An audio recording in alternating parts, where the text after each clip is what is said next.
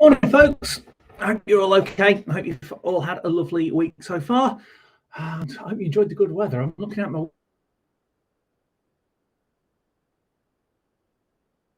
window in the office and it's a bit rainy out there. That's not so good. But we're not going to let us feel down about it. We're not going to let the weather get us down because it's always a good day in winter and you've got lots of lovely opportunities. So like I've done before, take a minute and think of one thing that has been really cool in your life. And I don't mind what it is. Could be that you played with mates. Could be that your teacher smiled at you and said, "Hello, Fred," on the way into school this morning. Could be that you had favourite breakfast. I'm going to tell you mine. This is a really, really simple one for me. I put some dates in my porridge this morning and it tasted delicious. And I normally have raisins and nuts in my porridge, but I put dates in it as well. So that's mine. Dead simple, dead straightforward. Right, your turn. Go. Share them in class if you want to. You don't have to. I hope you've had something really lovely. Okay, right. Now, there's lots of exciting things that have been happening. You might have seen yesterday, Mrs. Miller was working flat out, really, really hard. And she's done a real tidy of the library and the books are looking so exciting in the school now because they're not turned sideways, they're not in baskets. You can see what all these books are about. It's super exciting.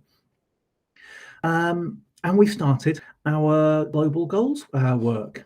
So everybody in school, everybody in classes are learning about the global goals and how they affect people around the world. So I want you to think about your global goals. I'm going to tell you a couple of things about the global goals. So this is about people who have thought about global goals, about global issues, and who've done something about it, used their voices, used their talents to do something about the global goals, something that was important to them. And I'm going to pick two people.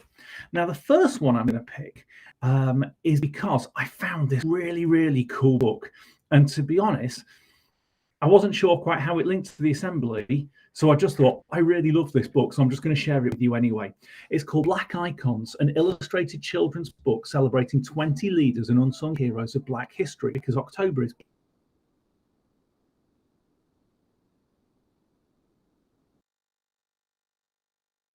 general. So I found this book and I was just skimming through it and I found this about Booker T. Washington, and he's called the Wizard of Tuskegee. He wasn't actually a wizard.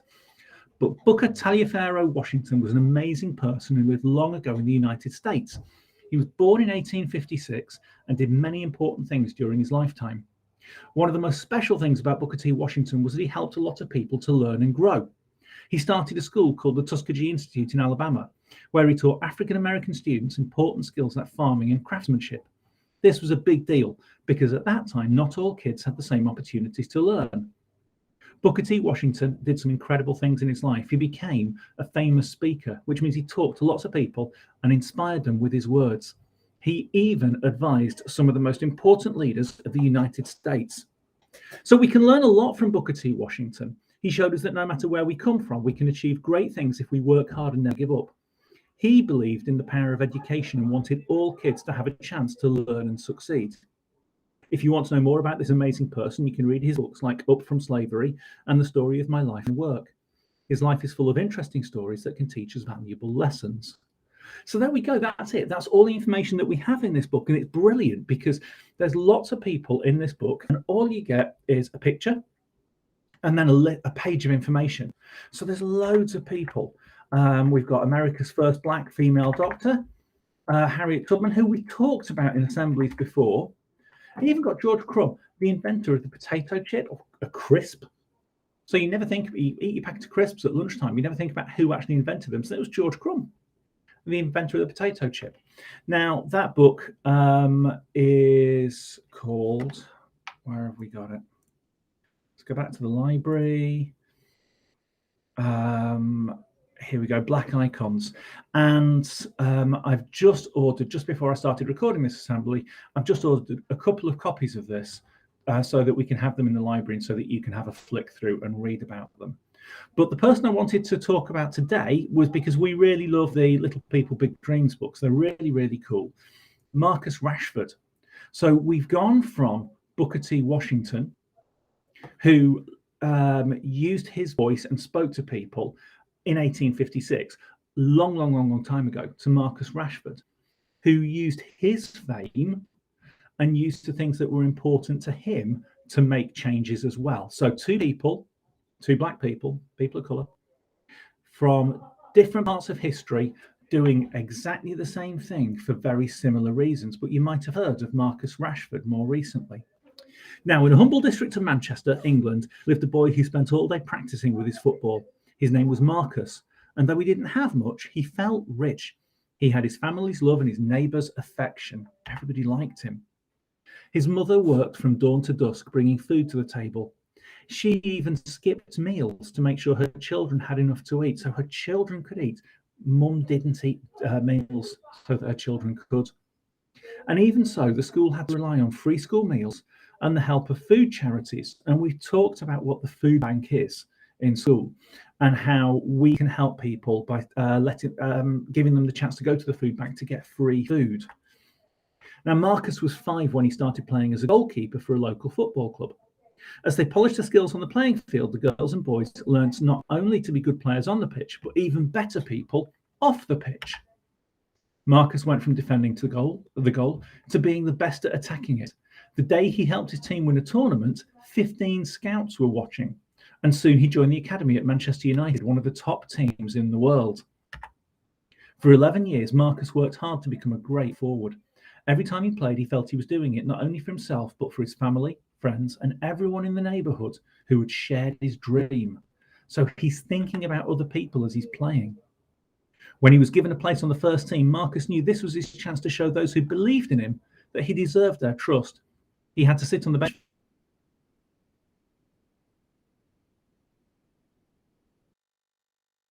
for 3 months later. He pulled on the national team shirt of England, ready to give his best. And that day, he became the youngest player to score for his country in his first match. And he was only 18 years old. That's amazing. One day, a global pandemic hit the country. So you remember, even schools had to close, and children who had relied on free school meals were given food vouchers instead, so parents could go to the supermarket and get free food, because some families will get a free school lunch.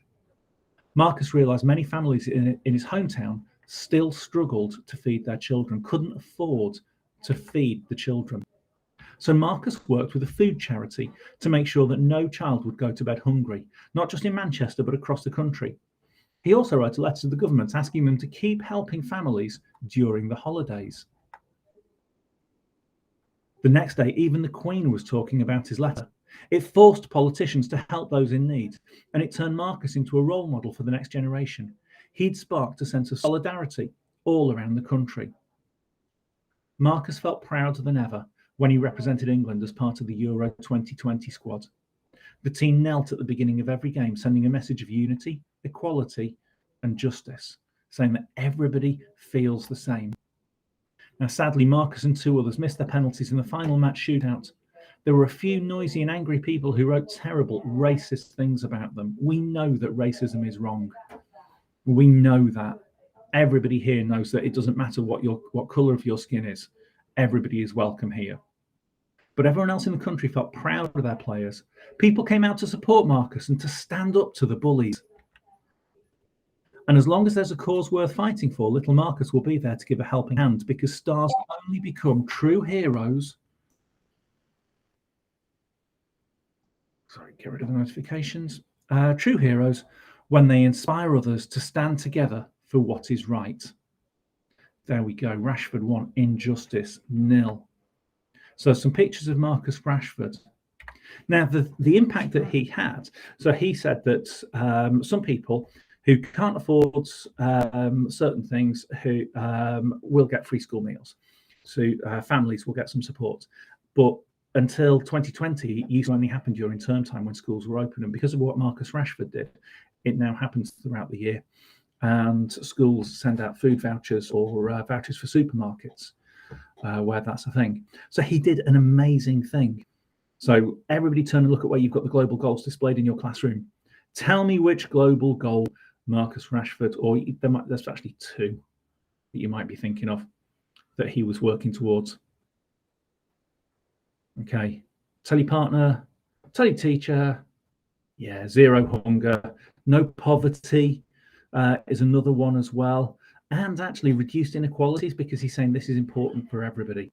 So, two very, very important people who used their voices to influence what was happening around the world.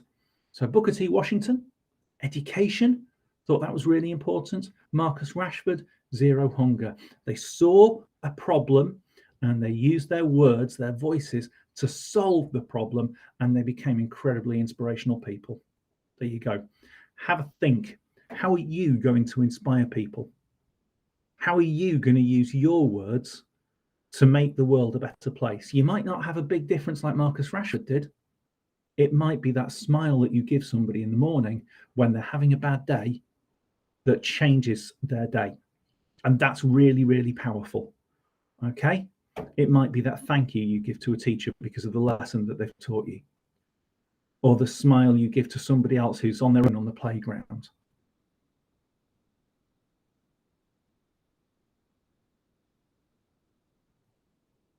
So you don't know what's happening in other people's heads, but you can influence how somebody else feels. Have a lovely day, guys. See you soon. Bye-bye.